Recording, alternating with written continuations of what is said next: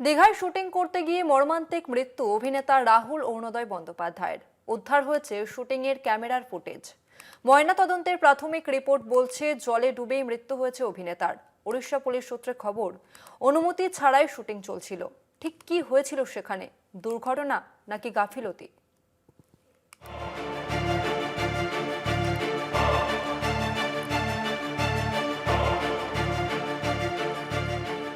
রবিবার দীঘায় চলছিল ভোলে বাবা পার করেগা ধারাবাহিকের শুটিং। সেই সময়েই সমুদ্রে তলিয়ে যান অভিনেতা রাহুল অরুণোদয় বন্দ্যোপাধ্যায়।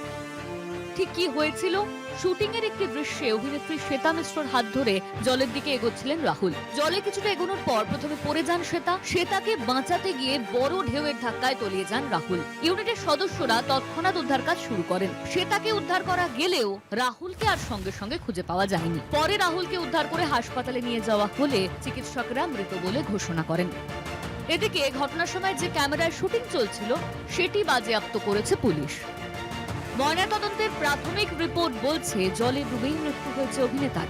ফুসফুসের ভিতরে মিলেছে অস্বাভাবিক পরিমাণে বালি ও নোনা জল। খাদ্যনালী, শ্বাসনালী ও পাকস্থলীর ভিতরে ঢুকেছে বালি। যে পরিমাণ বালি ফুসফুসে ঢুকেছে তা অস্বাভাবিক। রিপোর্ট অনুযায়ী দীর্ঘ সময় জলের তলায় থাকার কারণেই এমন পরিস্থিতি হয়। শুটিং এর সময় নিরাপত্তায় কোনো গাফিলতি ছিল কি? উদ্ধার হওয়া ফুটেজই সেই প্রশ্নের উত্তর দিতে পারে বলে মনে করছে তদন্তকারীরা। কলকাতা থেকে